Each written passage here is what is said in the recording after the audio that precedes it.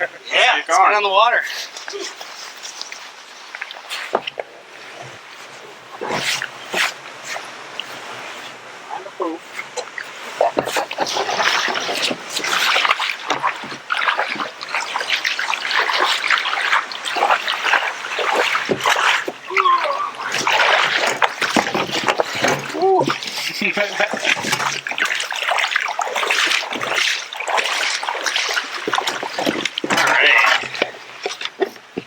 Man, first paddle of the season. Got to wash this.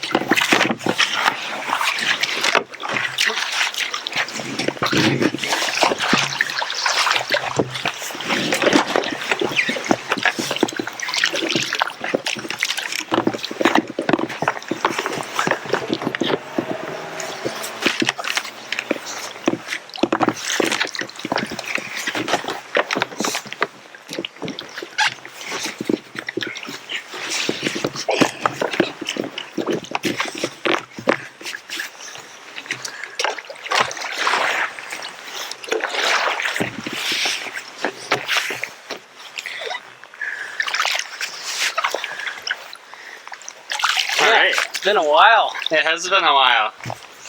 All right, so we are here in beautiful Copper Harbor, Michigan, USA, and we're gonna go for a little paddle today. Woo! Woo! I know. You coming, Julia? Yeah.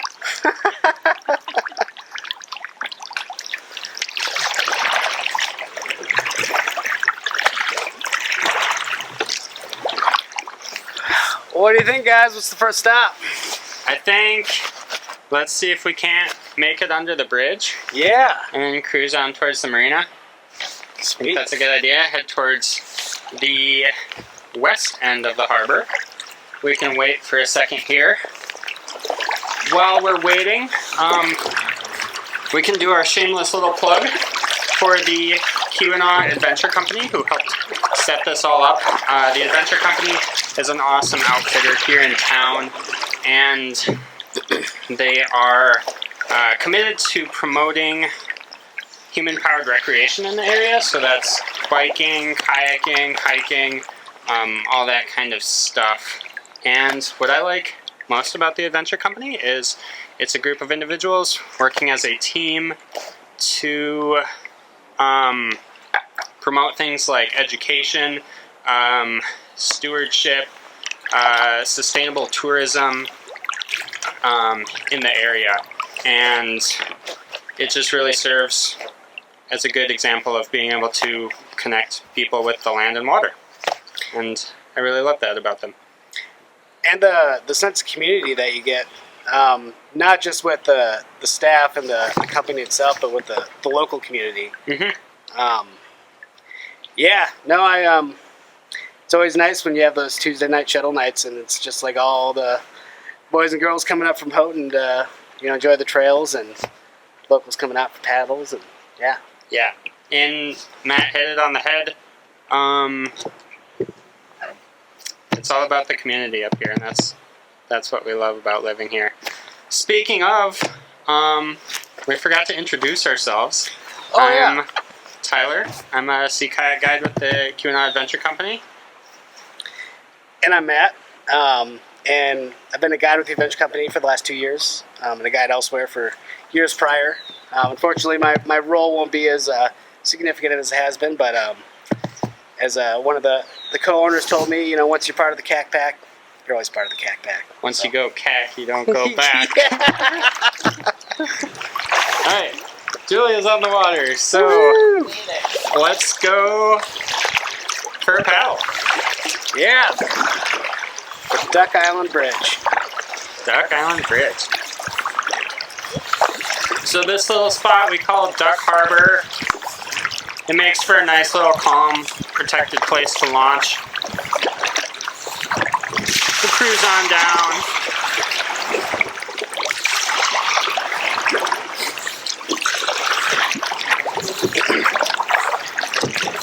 It's a little known fact around the country, but this Duck Island Bridge, it is celebrated typically every Memorial Day weekend with the Duck Island Bridge Walk.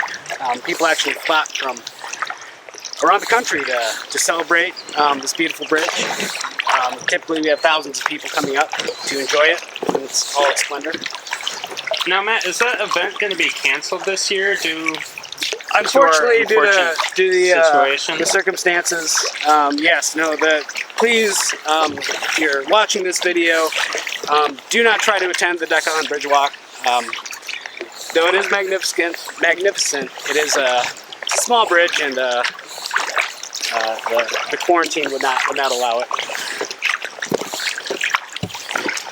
So we're coming up on this bridge. Hopefully we're going to be able to squeeze under it. The water was up pretty high last year and made it so you had to do a pretty low limbo to get under it. And we're actually noticing that the water seems to be a little bit lower than it was last season, wasn't it? Significantly lower.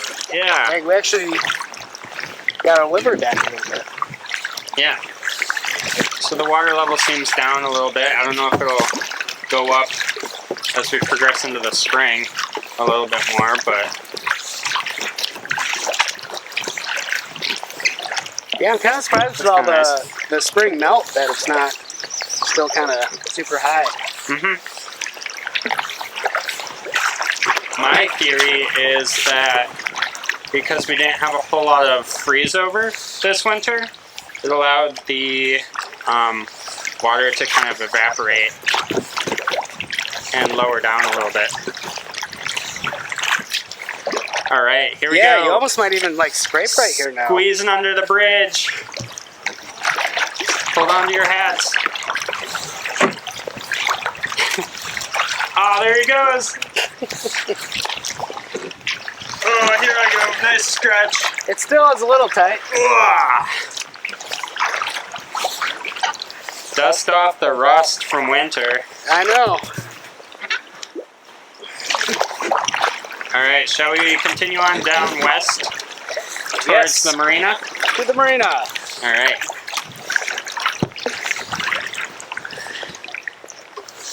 Yeah, I'm curious to see how much work the beavers have been doing. Yeah. Yeah, we should check on them.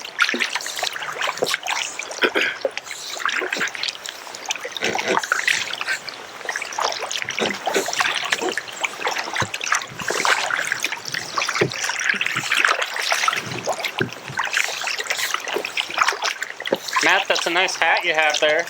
Well, thank you. Hey, question for you. Sure. Where does a Youper get their hat? On to noggin. On to noggin! The noggin! Get it? Okay. Oh my god. Nailed it. Wow. Hopefully that's just more entertaining than it is. A bunch of people at home just like, okay. Yeah, like, and we're out. And exit video.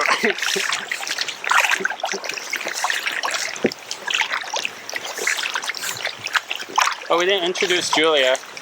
We didn't. I was just actually wondering that. Julia's with us. Do you want to say hello? Hello.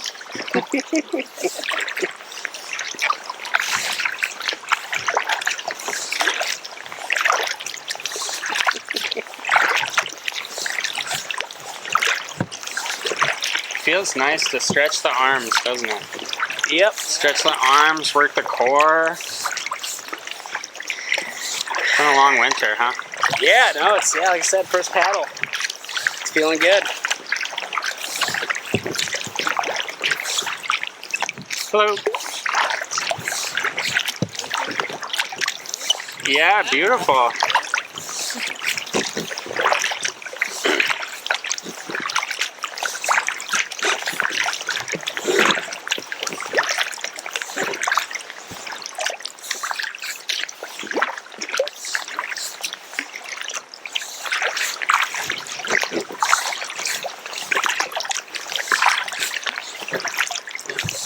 So coming up here on my left, we do have the Keweenaw Adventure Company staff house. Not necessarily inhabited in the wintertime, but during the summer months, you'll find guides there. They also have a Swedish masseuse on hand at any given moment. Was that so? So apply now if you'd like to live here.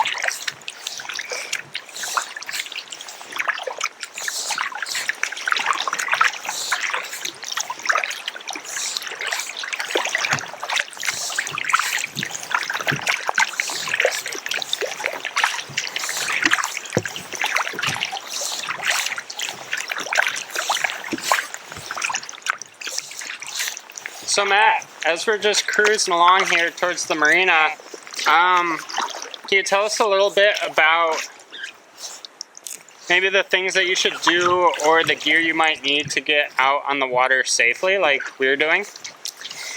Yeah, well obviously we're all kind of decked out. For starters, you definitely want a life jacket, or as they call it, a PFD, a personal flotation device. You never want to get out in the water without one. And depending on the body of water you're in, if you're expecting any sort of cold water immersion, you do want some protective gear for that. Tyler and I are both wearing dry suits because of the cold temps. Julia's wearing a wetsuit, and both are completely adequate. But you want to make sure that you have the necessary layering and gear that if you were to have a capsize, that the cold water is going to get to you. Also, if you're going out, something that we're doing right now, you certainly want to go out with friends, utilize the buddy system. And that way, if you do get into trouble, you have someone that can get you out of the drink. Did I miss anything? No, that's pretty good. Okay. What makes these boats seaworthy as opposed to maybe some other kayaks you might see out there? So, what the three of us are paddling right now are considered to be pretty much like standard sea kayaks, and they have bulkheads. So there's foam blockades that separate the bow or the front of the boat and the stern, the rear of the boat, and that gives the boat a lot of flotation. It's actually a misconception that your primary form of flotation is your PFD. It's actually your boat. Because even if any of us were to capsize, because of these bulkheads, our boats would still have a lot of buoyancy. So we can hang on to them, and that would be our primary source of flotation. And then it also makes them able to be rescued. You know, if you have a boat, like the $300 Walmart special, without a bulkhead, and it fills with water, it's nearly impossible for someone else to rescue it, let alone yourself. So doing any sort of big water stuff, you definitely want a boat with bulkheads. Agreed. Safety is the most important thing out there. What's that? Safety is the most important thing out there. Absolutely. Yep. Alright, so I don't quite remember, where was this beaver dam at? It's pretty much straight ahead. It's going to be different because the water level's lower, but that cedar that's kind of like a crescent shape going up, Yeah. it should be right around there. Okay. So we're coming into the marina here. What's that? Just narrating. Okay. Coming into the marina here. Yeah, okay. Good place to park a boat, hey? Oh yeah, absolutely. I don't know. I don't put my sea kayak in like a boat slip, so I don't Yeah, have a lot of experience with marinas. I suppose one thing to consider if you are paddling, coming across the marina, typically any craft larger than you, which is pretty much every other boat in a kayak, has the right of way. So right now it's obviously pretty dead, but the summer when we paddle here, we definitely keep an eye out for boats leaving the marina, coming into the marina. You know, you always want to keep an awareness of other watercraft around you. Yeah, that's a good tip.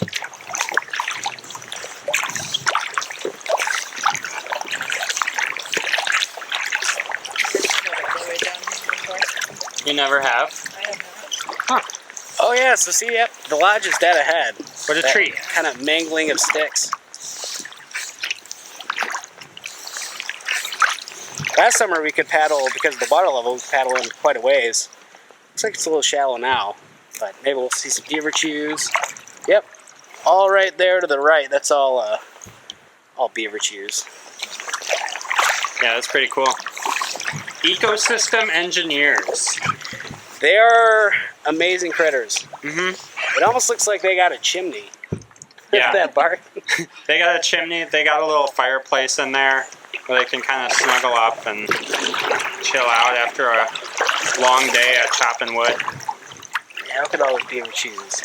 Oh yeah, check it out. They've been busy. They've been eating, chewing. Yep, just chewing. They don't eat the wood, do they? No, they do. They just chew it. Do they eat it? Yeah, no, they subsist mostly off of wood. Really? Particularly bark. There's I forget the trees that they like, but there's certain trees with bark that they really like. Yeah. Well, that's cool. I didn't know that. Yeah, no, there's the campground that I live at. There's been a lot of beavers being active, and they'll down trees and not necessarily use them to use for dams, but you'll see they're just like completely stripped of the bark, and you can see where they're just chewing it off and eating it.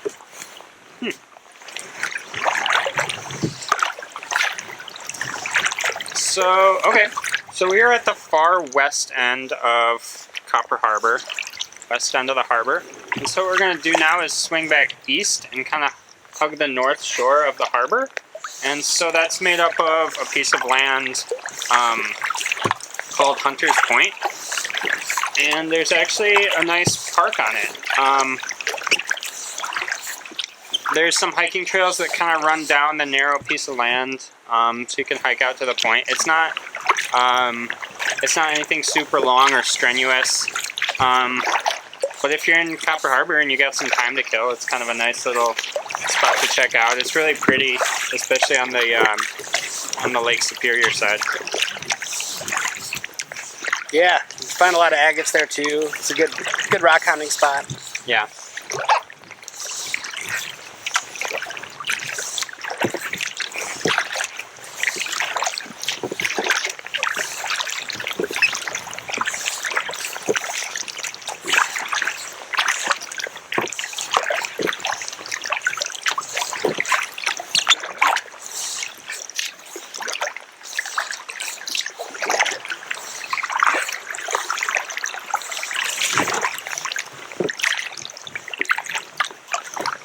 How submersible did he say these cameras were? 3 feet, I think. Okay. I don't think we should roll. I was kind of hoping to, but I was like, Well, also that might mess with the suction cups. Well, they're not. They're more like tied down than they are. Oh, really? Yeah, we kind of rigged them up with like a gear tag.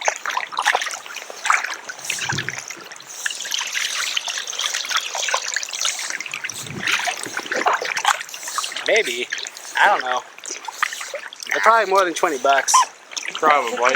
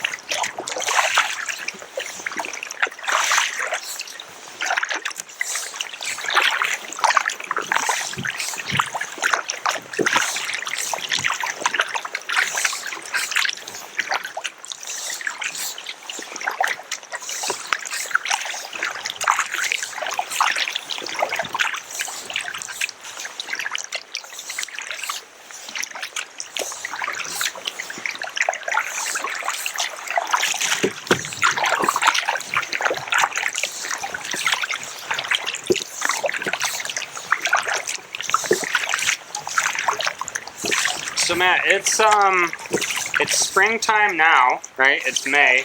Yep. Kind of mid-May that we're out here.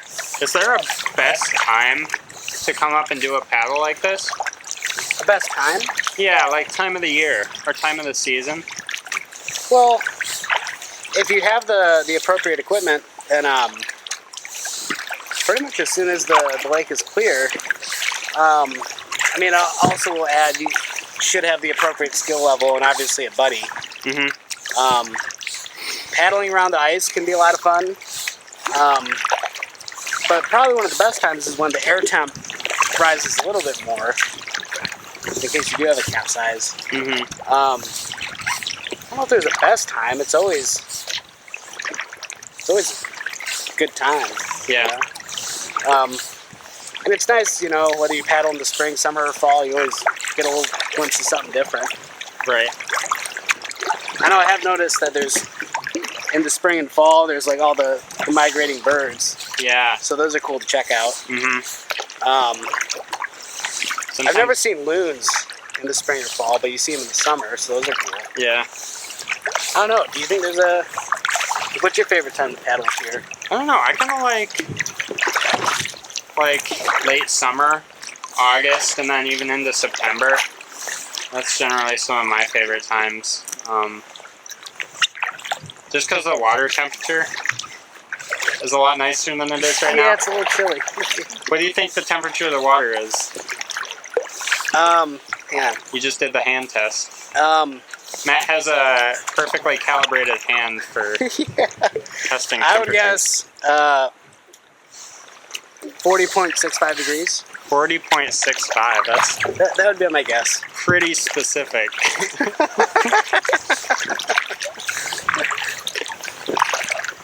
But I would say that's probably a good guess. Yeah. Generally, this time of year, it's upper 30s, low 40s. Yeah. Which is pretty cold for water. If you go in, you don't want to be in long. And according to NOAA, typically any spot in Lake Superior, if you go 10 feet below the surface, year-round it's about a constant 39 degrees. Yeah. Is Noah a friend of yours, or? Oh yeah, no, we had beers last weekend. Noah is the National Oceanographic and Atmospheric Association Agency, something. The National Oceanographic Atmospheric Agency. NOAA. Uh-huh. They tell us about the weather. For how many times we check NOAA, we should like know it. You see it every time you get on the website. It's in the little logo, I think. I don't know.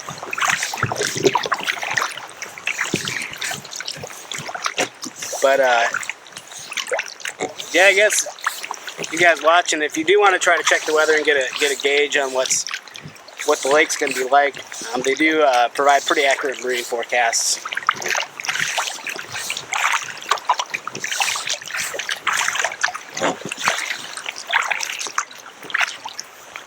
I always like this spot when you get that nice view of the town. Yeah, no, it's cool. And then as you go along and you look back, you can kind of see Brockway sort of rise up in the back. I don't know why, as we get far enough along, for some reason I always really like seeing the blinky light. Right? It's like, oh, it's the one light in town. The one light in town. It's always blinking. Yellow or red, depending on the Which direction you're coming from. on the direction you're coming from. Wow, it looks like there's still snow on the shoreline. Yeah, way down there. Yep. You can see a little bit. I remember my first tour last Oh, year. there's a Boy Scout group, right? I think it was a high school group. Okay. From down in Illinois. But it was out in Agate Harbor, and there was a little bit of snow still on the shoreline. Yeah, and they like couldn't believe it, right? They They're couldn't like, believe it. What are you talking I think about? they were from like southern Illinois, even, somewhere that doesn't get a whole lot of snow. Did you guys see? Oh, so way up ahead of us, You guys see?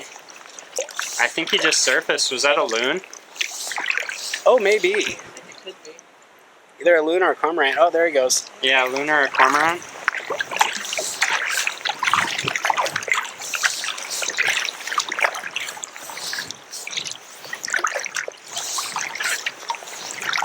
They are kind of similar birds, aren't they?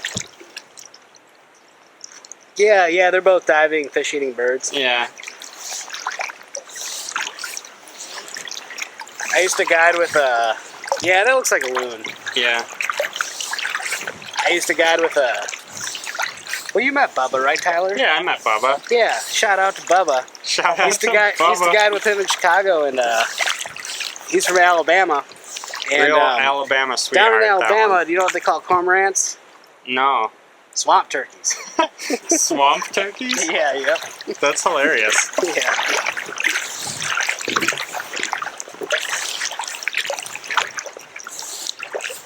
They do kind of look like they're up to no good, right? A little bit. Oh, it is a loon. Right, I can see the white tuft on his Yeah. neck. First loon sighting for me, anyway, of the season. Welcome back, buddy. Do you know what time they're migratory? Yeah. So, do you know what time about they usually do that migration? I don't. And I always assumed that pretty much all birds, especially up here, are migratory. Surviving the winter up here would be pretty brutal. Though Yeah. I did hear from a gentleman in town who's lived here for a long time, that I'm friends with and do some work for. He told me this past winter that there's a group of Canadian geese that actually winter here. Really? Yeah. They don't leave. No, they just stay and they burrow in the snow and they got the long necks to get down. But for some winters, the snow's 5 feet deep. Yeah. Their necks aren't that long. What do they eat? I don't know. I asked him the same thing. He's like, yeah, but there's. He described it as this particular flock got lazy. These guys are just like, man, it's not even worth it. We're just gonna hang out here for 6 months Yep. till it warms up again. Yep. Yeah, I don't know. I'm somewhat skeptical, but he's a pretty knowledgeable dude, Yeah. and he's not one to tell tall tales. So. Uh huh. Copper Harbor, Michigan, home of the lazy geese. Lazy geese.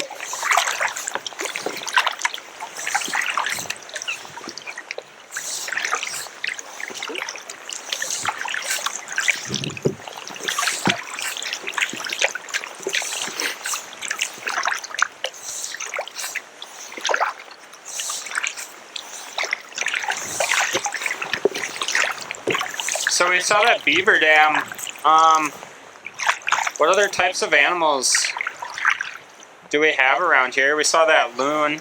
What other types of animals are commonly seen on tours? I don't know, I've seen otter. Yeah, otters. You see a lot of otters. Otters, beaver, a lot of deer on the shoreline. Yep, a lot of deer. Also on a sunny day when it's calm like this, especially over by the marina, the water's really glassy. It's not uncommon to see fish. Yeah. Splake and Mm-hmm. different kinds. Yeah, the water's so clear, it's really easy to pick them out. Bald eagles. Yeah, See a number of bald yep. eagles. Yep. Have you ever seen one swoop down and catch a fish? Haven't yet. It's so cool. Oh, I bet. It's wild to watch.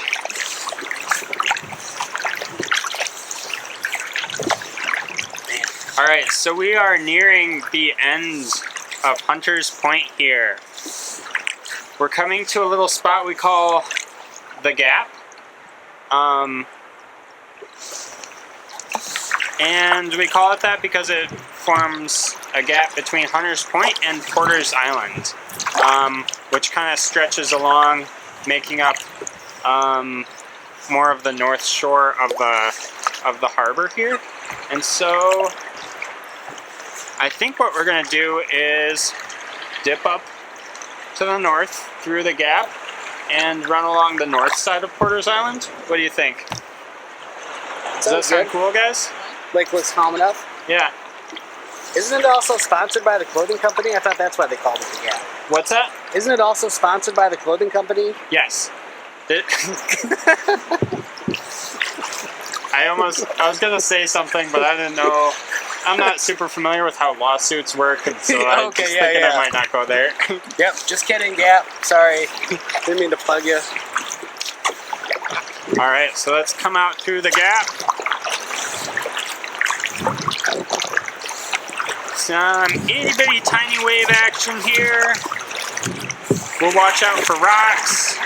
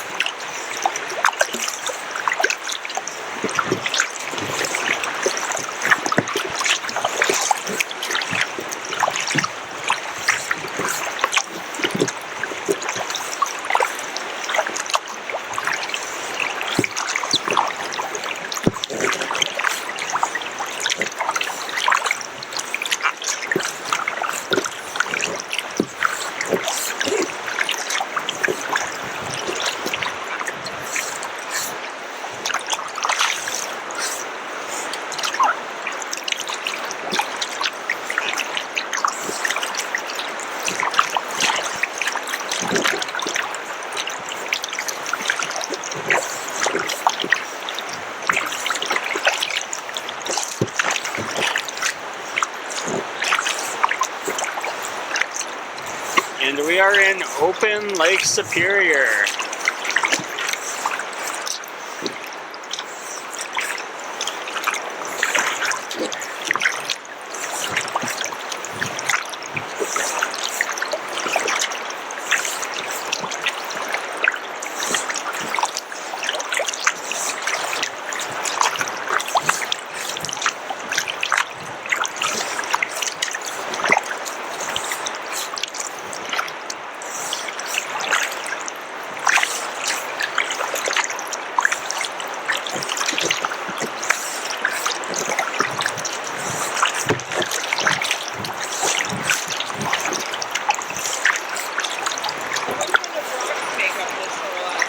Oh, I'm so glad you asked.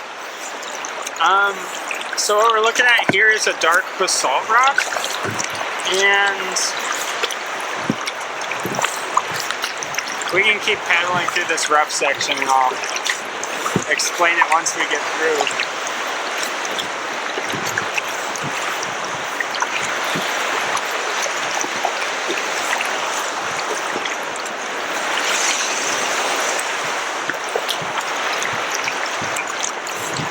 I don't know, Tyler, do you think I can make it through that gap?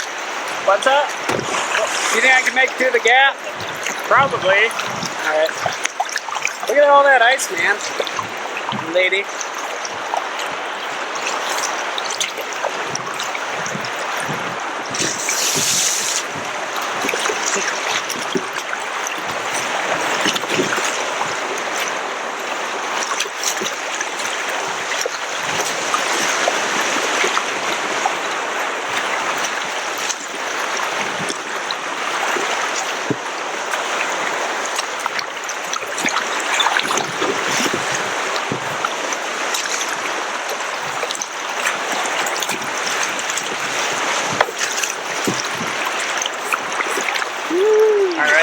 That man is literally a trained professional. What's that? I said, this man is literally a trained professional, so... yeah, no, it takes a lot of skill. Don't try this at home, or Copper Harbor. Yeah. Yeah. That was the double black diamond blind choice. Yeah. That was the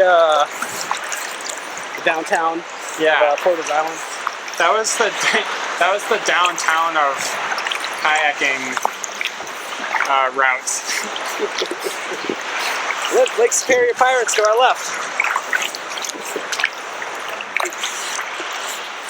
All right, so now that the water's a little cleaner here, not quite so messy, Julia asked about the rocks that we have on our shoreline here, and those rocks that Matt was paddling up against, that was called basalt.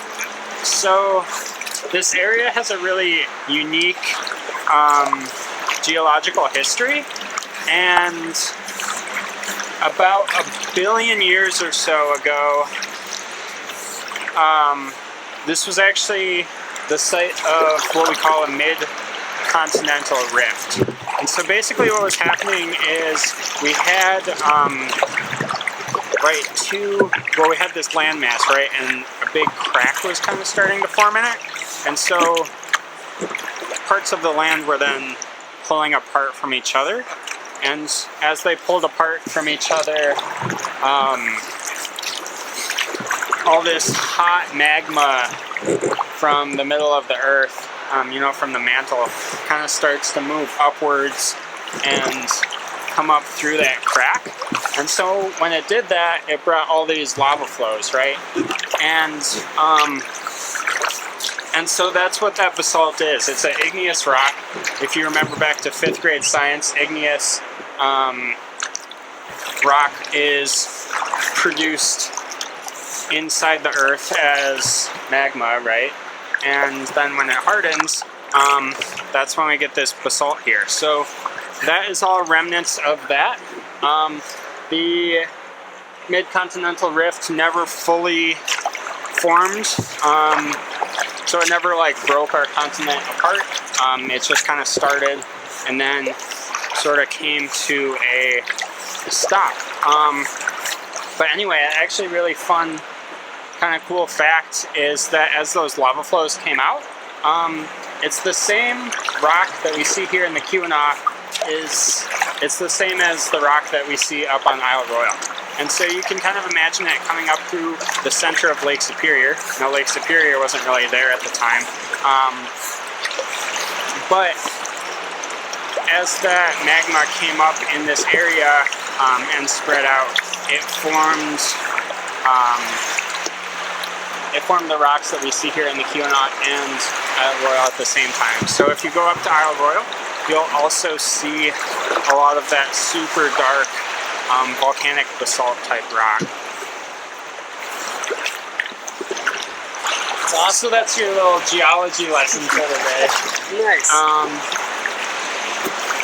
Pastico. If there's any geologists watching, I hope I got that right.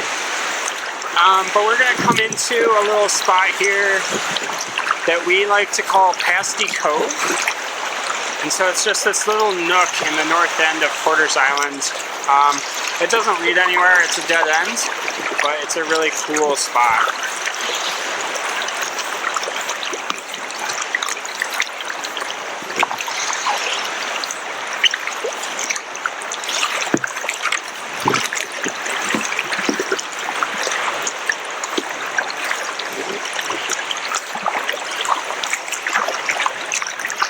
So this rock that you see here in Pasty Cove, that is not basalt. That is not an igneous rock. It's conglomerate, and conglomerate is sedimentary. So that means that, over time, as the rock layers got worn down, and ground up, they were sort of re-cemented as this conglomerate rock here. And so you can see, as we kind of drift in, it kind of looks like a whole bunch of individual little rocks all sort of cemented together, like they're all kind of glued together. And that's this conglomerate. So we have igneous, we have sedimentary rocks. Does anyone remember the other one? Think way back to 5th grade. Oh man. What letter does it start with? M.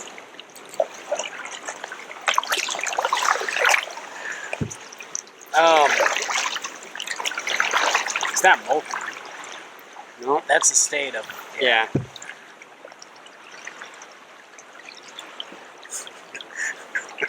Drawing a blank. Metamorphic? Metamorphic, that's what it is. Yeah. So when things get compressed or put under pressure or, altered in some way like that.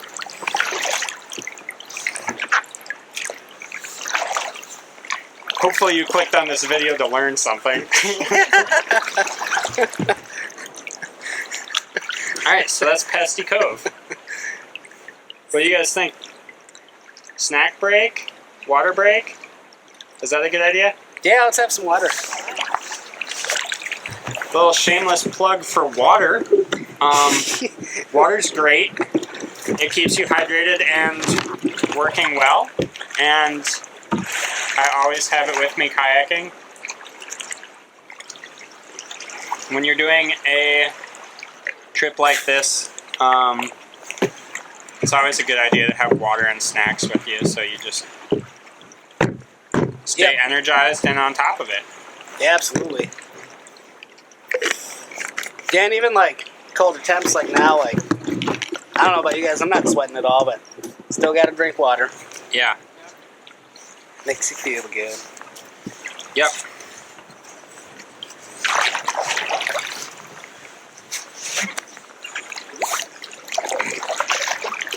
Alright, are we moving onward? I'm good to go. Julie, are you good to go? Yep. Cool. Take us out of Pesty Cove, Matt. What's that? Take us out of Pesty Cove. Here we go, baby.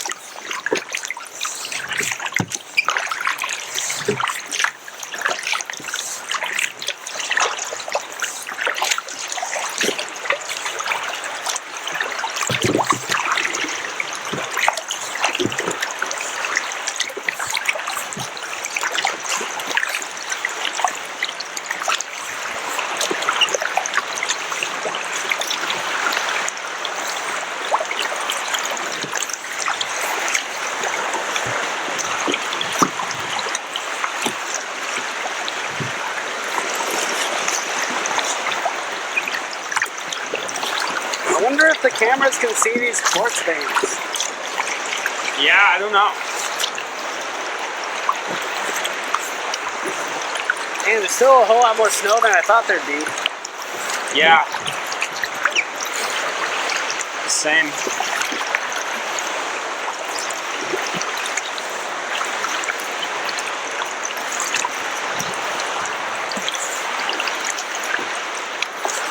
Alright, so we are continuing eastward on the north side of Porter's Island. It's a little bumpy out here. A little bit. Not too bad. I think it was up until like 1 or so, they did have a small craft advisory. But based on the wind, it didn't make a whole lot of sense. No, it's pretty calm. It's nice waves.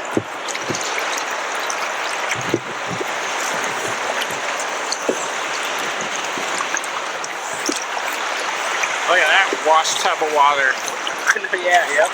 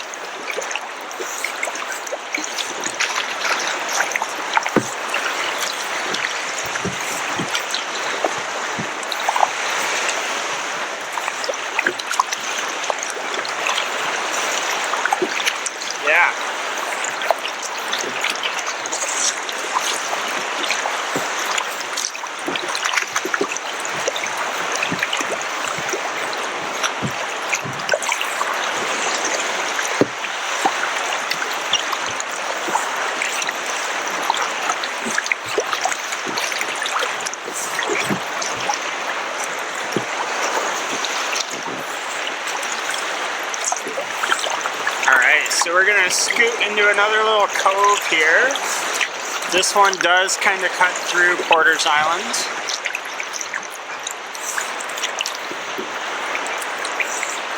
Try to avoid any scrapes, it gets a little shallow.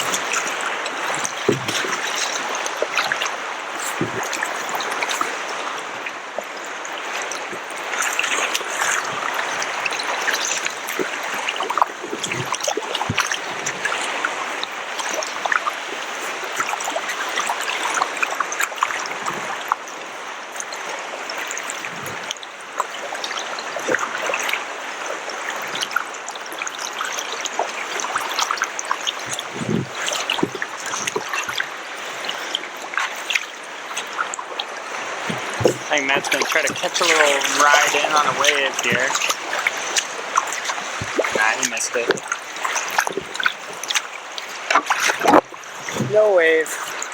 I don't know about you, but I was trying really hard not to whack the camera with my paddle It's as I was coming in. it's so much easier for me because I have a much shorter stick. Yeah. I was like, I have hit it a couple times. Sorry, Jason. Hit your camera a couple times. Sorry, Jason. We're trying our best. Yeah. Okay, so we are gonna cut through this little cove.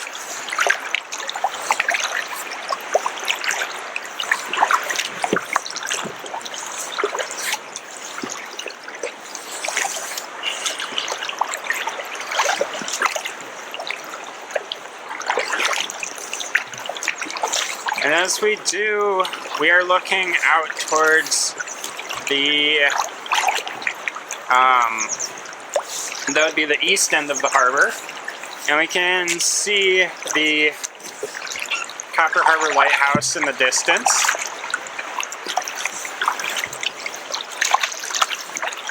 You want to paddle to the lighthouse? I think we could. Yeah. Julie, are you up to paddle to the lighthouse? Cool. Let's do it. And I'll tell you about it. Should we, wait, can we buzz by Gull Rock, too? Sure. Let's do that. Do you want to go on the south side of it, or? I kind of want to see if it's possible to start on the north and go through that little gap. Okay. But I don't know what the water level. I'm sure it's fine. Yeah. Matt wants to shoot a little gap between these rocks here.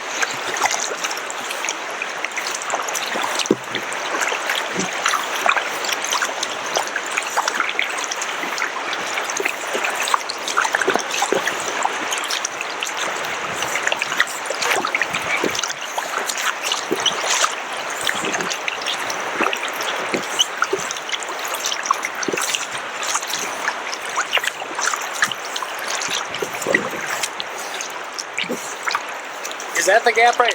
Yeah, there it is.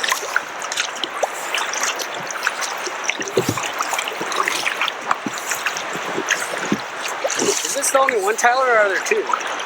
This is the only one, right? There's two, I believe. That's what I was thinking.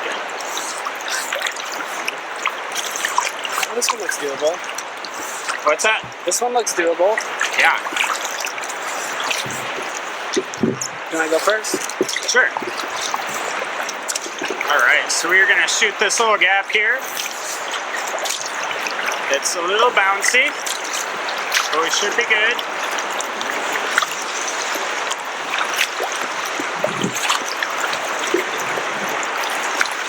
Wow, look at that.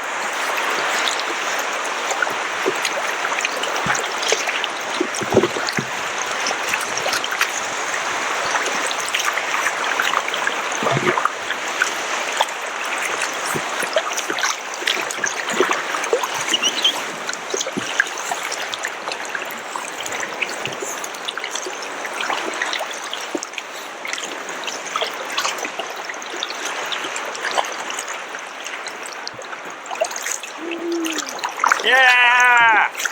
Woo! That probably looks like really lame on camera.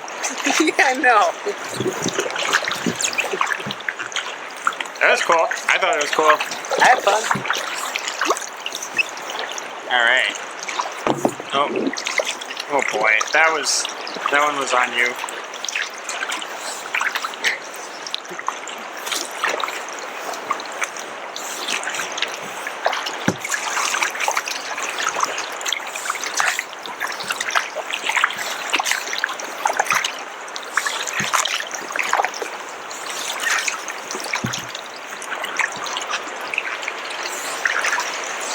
You ever wonder how like trees like that are still alive? Yeah. Wow. Seagull droppings? Yeah. Maybe there's a seed in seagull droppings? I don't know. Yeah, it's I'm sure they're high in nitrogen. Yeah. That's crazy to me though that like there's some plants that can survive out on these rocks. Yeah. Like, there's no soil. That's a really harsh environment Yep. to deal with.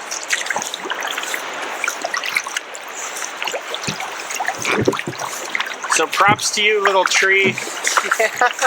You're killing it. Don't let anyone tell you otherwise. Absolutely. It's safe to say that trees, we all got its back. Yeah. Yeah, for sure. Hey, you kind of look like the Lorax. Speak for the trees. Yeah, yep. That was Ash's nickname for me. Yeah. She's going to the Olympics, right? Something like that. I don't know what the current situation is exactly with COVID. Oh, that's right. I don't know how that's changed things exactly.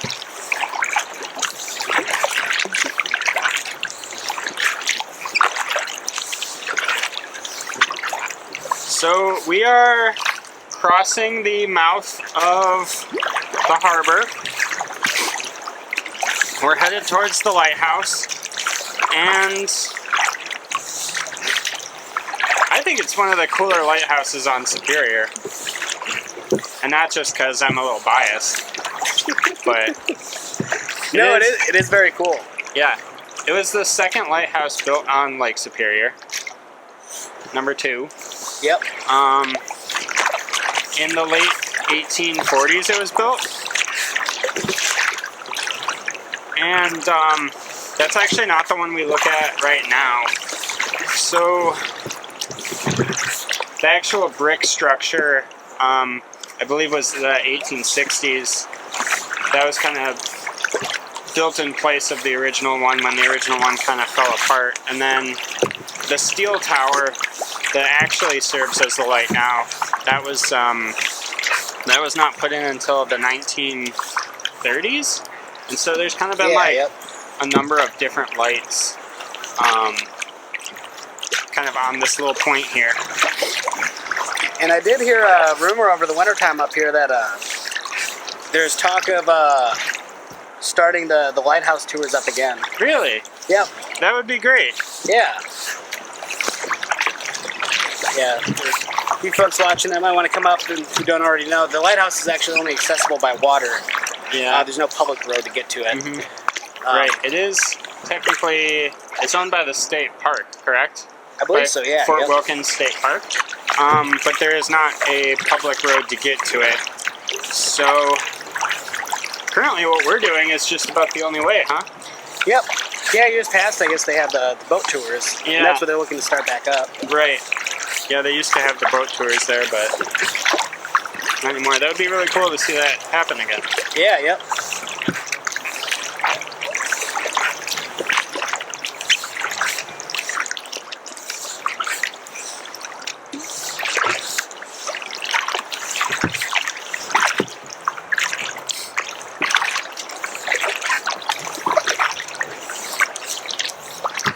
What else can we talk about while we're scooting along here? this seamless conversation. Yeah. Just so smooth. I guess we haven't touched on history too much, right? We haven't No. even talked about copper mining yet. No, that's a big thing up here. Yeah, There's a reason why they call it Copper Harbor. makes sense. They mined copper, and it's Sure a did. harbor. Yeah, What a great name. Yeah, Tyler, this was like one of the first spots that people landed to start, mining operations, right? Even before there was a road here. Yeah, especially because there wasn't a road here, and boat was the main form of travel throughout the region. Having like this perfect protected harbor, this natural harbor here, was extremely valuable for those early miners that were coming to dig up the metal. Although, when I say early miners, I think it's really important to note that actually, like, the Native American people were mining copper in this region for hundreds and thousands of years, actually prior to kind of this modern sort of mining age. Sure, yeah, yep. Yeah, and so if you hike around in the woods, you can still sometimes find these little pits that they would dig and pull up copper, and they would use the copper for tools or jewelry, and it would get traded all around the Midwest and in some cases even further. Well, and something that's kind of curious to me too is thinking about, like you said, hundreds if not thousands of years that Native Americans mined, as well as Western settlers mining up here. Still to this day, you can walk around Copper Harbor and just find chunks of copper. Yeah, Like, think about how much copper was there when, like, the first people that, the natives were mining. Like, so they're just like, did the ground just look bronze? yeah, Was there that much copper? probably not that level, but there was Boy quite can a dream, bit of it. Tyler. Boy can dream. But yeah, so the copper boom lasted. This modern copper boom lasted a really, like, quite a long time. So it started in like the 1840s, right? That's kind of when things started to ramp up. They started finding it. Michigan became a state in 1837, and so with that, they got the Upper Peninsula. Acquired it as, I think, what they thought as a consolation prize for the Toledo War, but it actually ended up being hugely valuable, and I don't know, I'd rather live here than Toledo. Say that. Yeah, I would fully agree. I think we got the better end of that deal. Yep. Anyway, I don't even remember what I was talking about. Oh, about the copper mining industry. Oh, yeah. So, a man by the name of Douglas Houghton, who was our state's first geologist, he was also a doctor. I think he was... I don't know, I'll leave it at that so I don't accidentally say some incorrect information. But this man did a lot of stuff. He was a really important figure in Michigan's early statehood. And so one of the things that he did was he led a geological survey in the Upper Peninsula. I think he led a couple, actually, and was kind of one of the first people to really sort of write about and document all the copper up here, and that was kind of what sort of kicked things off. So that was, like I said, 1830s and 40s time frame, and so you see all these places around here that are named after him. You have Houghton, the town of Houghton, about an hour south of here. Houghton is home to Michigan Tech. One of their residence halls is called Douglas Houghton waterfall. You have Douglas Houghton Falls, is a waterfall not too far from here. It's the tallest waterfall in the state of Michigan. A number of other things. Oh, you don't believe me? I thought the tallest one was in Unison. Okay, well, That's what I maybe agree to disagree. agree to disagree, or maybe someone can both fact check that when we get home. Okay, yeah. Um, Well, also, Doug, he was like a super ambitious like entrepreneur, right? Doug, you're on the first name basis. Yeah. And again, I don't want to say misspeak anything, but his death was kind of like testimony to that. Yeah. He was running like a supply shipment, right? Yeah, it was like supplies or mail or something like that. And it was in the fall, and so the gales were up, and he was highly recommended to not go, but because of his ambition, he said, nope, we're going. And they were heading from here west, right? Yeah. And wasn't it somewhere around like Eagle Harbor, Eagle River? Mm-hmm. And yeah, the waves are so big, he and all of his crew died. Yeah. Because he wanted to deliver either supplies or the mail or whatever it was. Pretty tragic. He didn't live to see I don't know, all the influence that his discoveries and his travels ended up. Well, yeah, he kind of leading laid the to, foundation, but he wasn't around to see the house get built. Yeah, exactly. That's a good way to put it. But yeah, so the metal mining time up here lasted over 100 years. That they were pulling up copper from the ground, and I don't know, really every community on the peninsula is in some way tied to that industry, whether it was like a port town, or it was an actual mine site, or maybe it was offered commercial goods like I don't know, grocery stores and whatnot. Yeah. So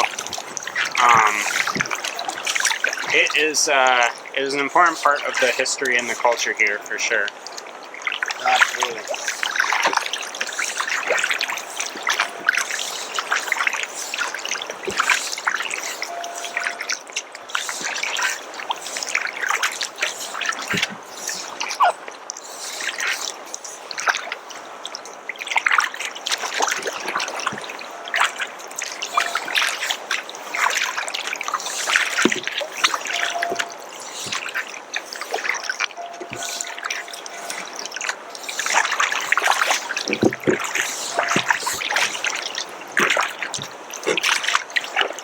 Lake Superior is quite big, isn't it?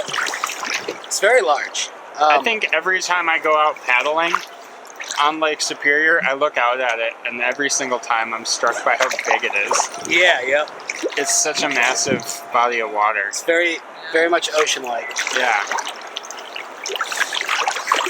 Very much ocean-like. Did we already bring up how wet Lake Superior is? I don't think we have. It's beyond being massive. It is also one of the wettest Great Lakes. I've heard right? that. In the United States. Yeah. Yep. I heard a statistic actually that Lake Superior is just as wet as every other Great Lake combined, plus a couple Lake Eries. Whoa, really? Yeah. I never heard that. I just knew that it was the wettest. Yeah. Wow. Every time I go out for a paddle, I learn something new. Yeah. We learn something new every day.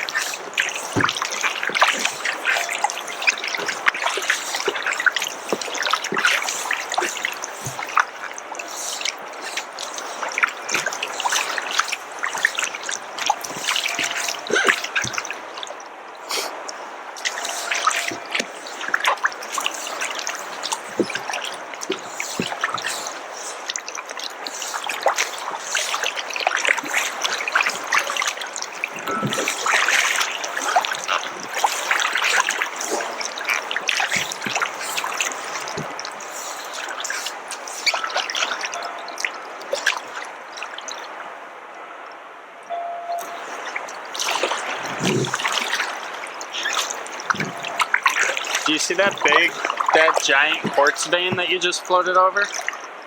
Yep. That was really cool.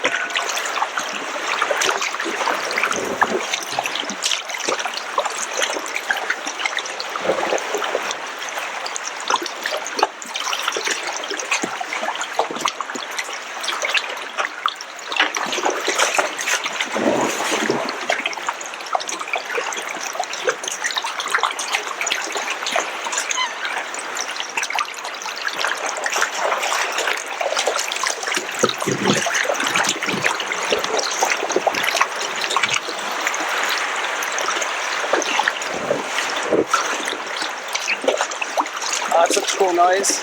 Yeah.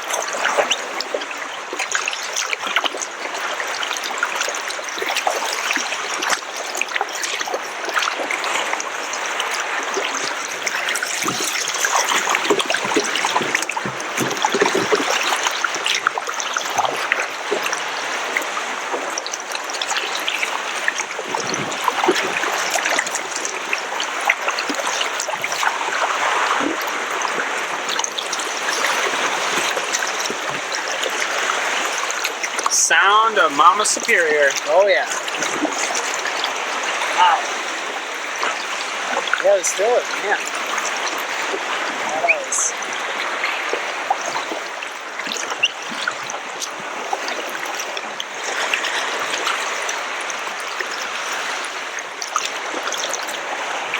Alright, what do y'all think? Head back across the harbor? Yeah. Do we want to just head straight to the coast, or? Head for the range light? Yeah, that sounds good. Yeah, Cool. that's like dead ahead, right? Where my boat's pointing? Yeah. Yeah. Kind of right next to the lighthouse overlook. We could go up the creek. I was thinking about that. That's like pretty much straight south of where we're now. Yeah, do you want to? Yeah, we can do that. I don't know. I'm not on a schedule. Yeah, no, me neither. Is that cool with you, Julia? Yeah, so big board. Oh, yeah.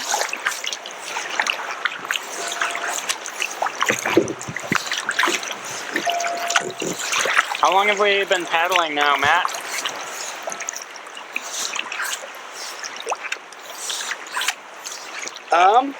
What time did we launch? We launched at, right about 4:30, okay? So I got 5:46. Okay. Is that the time you got? Yep. Actually, I think it was later. Sorry. We are very professional. Yeah, normally we're more on with all the time. We're not on a schedule today.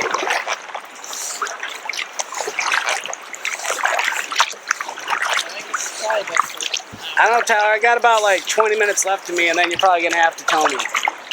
Okay. We can just head up the coast then. I'm just kidding. Let's check out the creek. I think we've been paddling for about 45 maybe. That's what I would guess. We didn't really It's stop got pretty much. good clip. No, we didn't.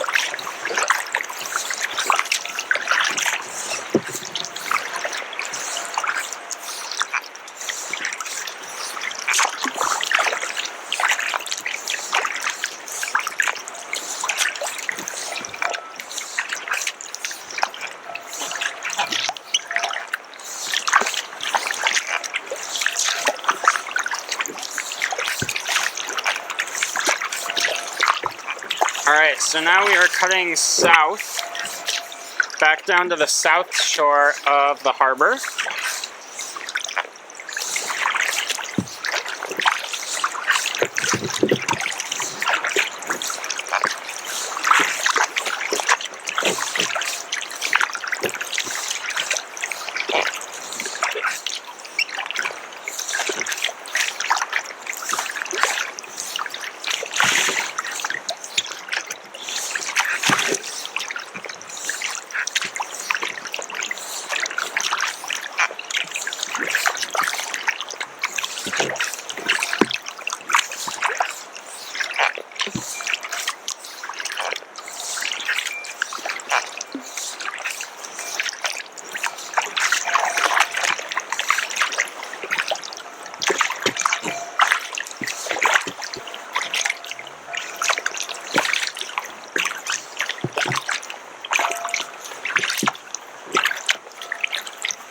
Yeah, I messed up the time a bit.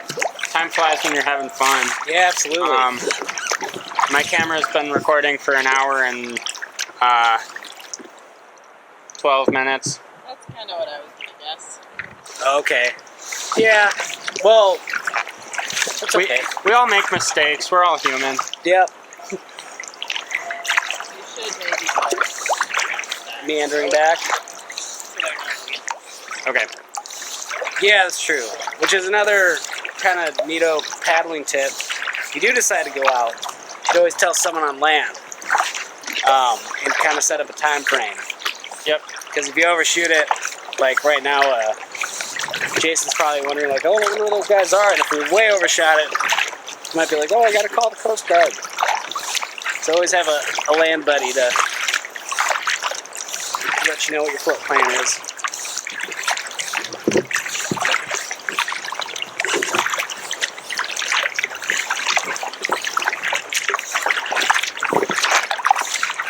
So we've altered our course a little bit. What's that? We've altered our course a little bit, Yeah, yep. but More of a straight shot. still crossing over the harbor, so we don't... Generally, you don't want to spend too much time hanging out in the middle of waterways, but No. it's not exactly busy, is it? No, it's pretty quiet. Yeah, no, it's not very busy at all.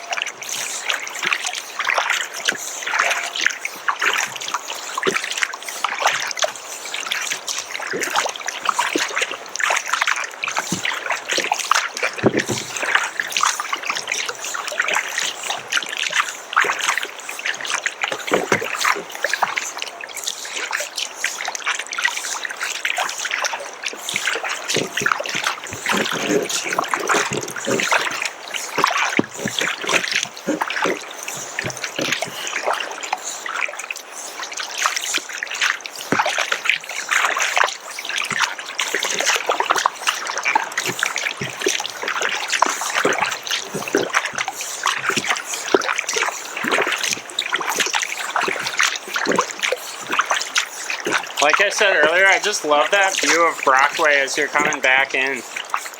Yeah, yep. It just rises out of the ground. Especially for the sunset tours, Yeah. it's pretty epic.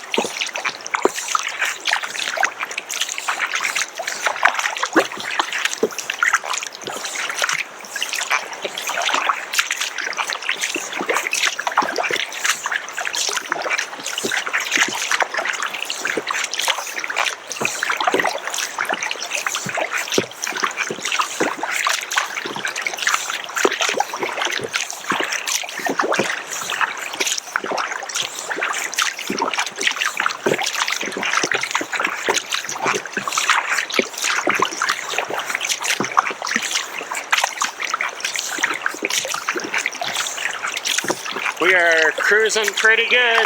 Yeah, we're in pretty good clip. I'm getting warm. Yeah, no, I'm rusting.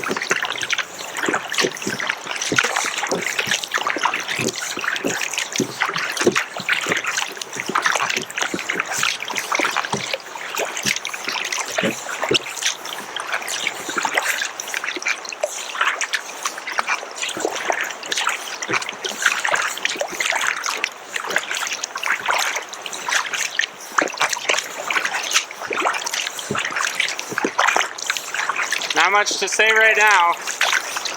Nope. Just working. Yep, but that's okay. It's one of the things I really love about paddling is just like the calm and quiet, you know? Just take it in.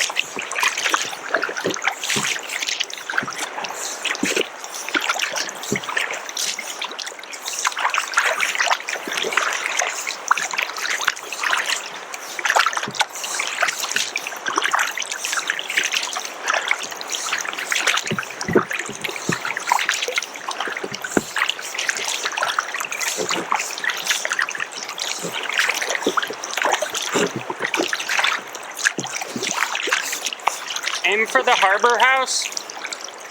What's that? Aim for the harbor house. Yeah, that sounds good.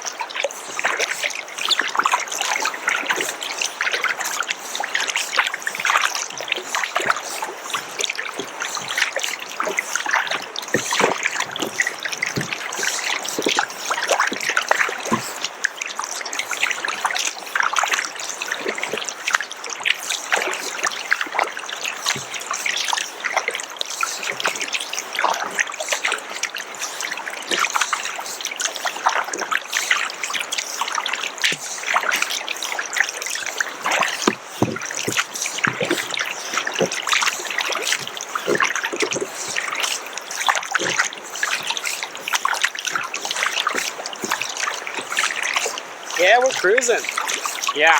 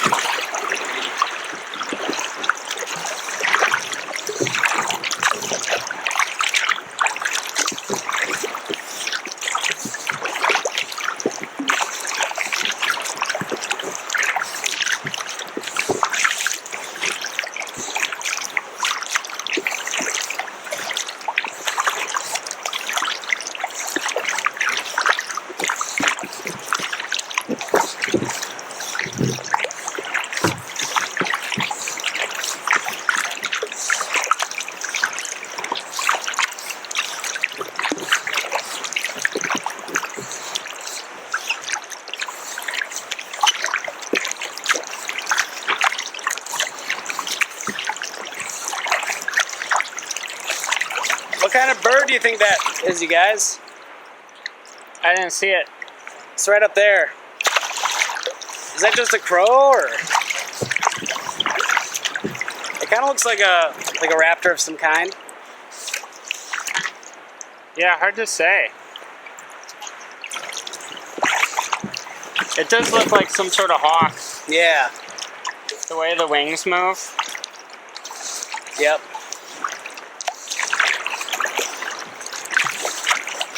Man, it was only a couple days ago that I saw the first bald seagull back in the harbor.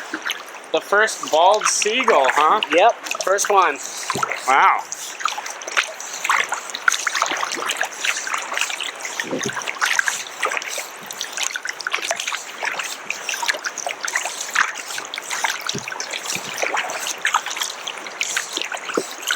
Oh, do you see that? Right ahead of us? Oh, that is a bald eagle. Oh no, it's a goose. That's not a bald eagle. It's a goose, but Oh, I thought you said it was a bald eagle, and I saw the white. I was like, is it? no, My I glasses just are all steamed no. up. I just thought it was cool that it was flying out in front of us like that. That's Oh, all. for sure. I know what a goose looks like. I know what a goose looks like.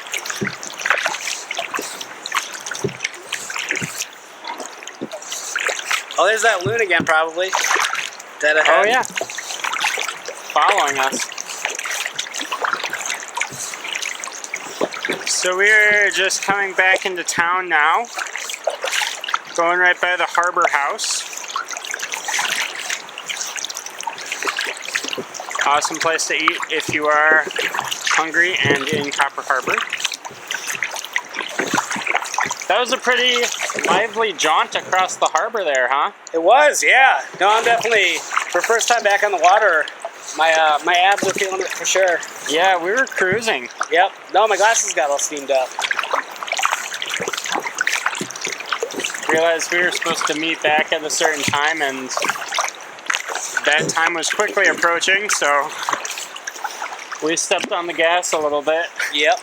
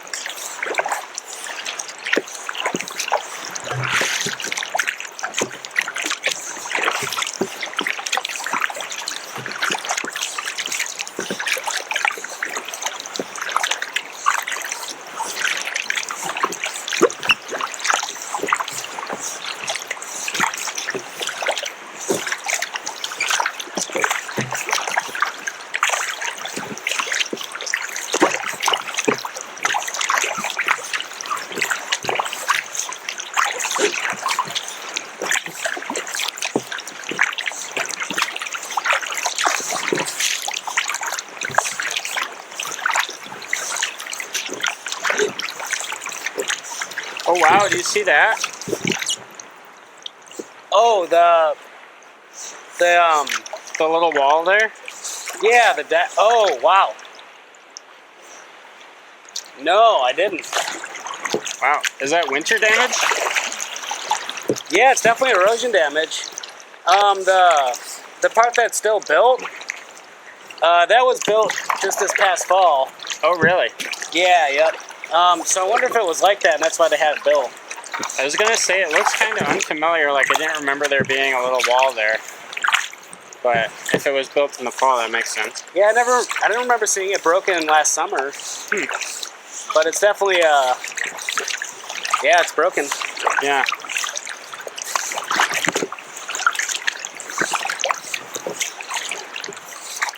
Yeah, this dock too, it needs to be, repaired. Yeah. Needs a little work. Yeah, I guess this one's closed until further notice.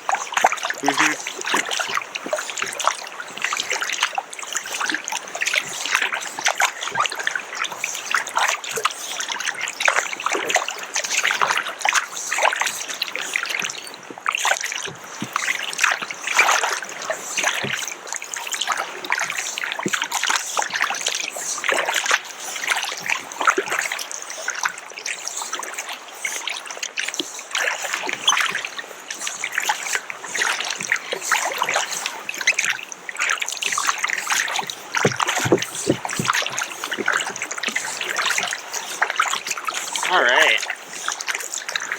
Bringing it back in around Jamson's and the Isle Royal Queen dock. Usually there's a big boat sitting there. Hauls people to and from Isle Royal National Park. Man, if Jamson's were open right now, Oh my goodness. I would eat a dozen thimbleberry donuts, probably. Yep. On top of like scones. I would really enjoy a Turnovers. turnover right now. Those are Or Yeah. like, my favorite one is the maple glazed donut with the bacon crumbles on it. Yeah. And we were talking to the ownership before we launched, and if you guys do come up and visit Copper Harbor this summer, they will be doing takeout through a window at the side for your enjoyment and safety. So they will be around. I would just It get a, wouldn't feel a right mountain. if Jamson's wasn't around. You know? Yeah. Every day I get like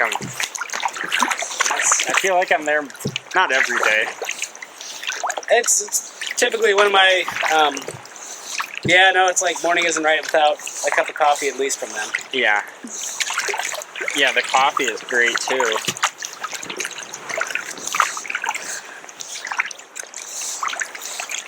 Yep. Can't beat it. Sit on the dock, dangle your feet in the water. Yep. Oh boy. Alright, so we are coming back in here to Duck Harbor, where we started. We've come full circle. That was our little loop of Copper Harbor. That took us about an hour 35 minutes. Yeah. Which is pretty quick. Yeah, not too bad. Probably been quicker if it weren't like jib-jabbing the whole time, but that's okay. Yeah. It wasn't a race. Nope, not a race at all. Pretty solid loop. A lot of stuff to see, and there's a lot that, you know, if we didn't like crush it on the way back, there's a lot more stuff we could have checked out, like the creek and all that. Yeah. Next time, we'll hit it.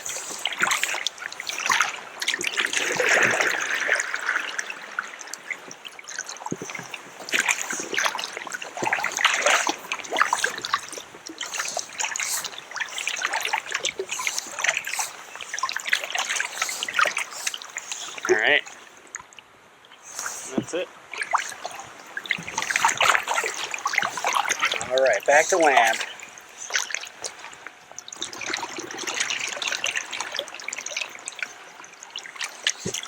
Cool.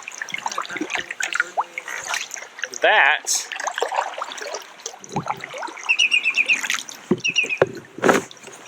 is a bird.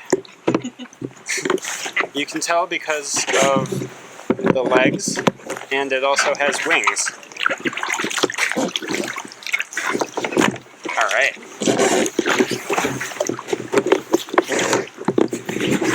Try not to flop in the drink as we get out.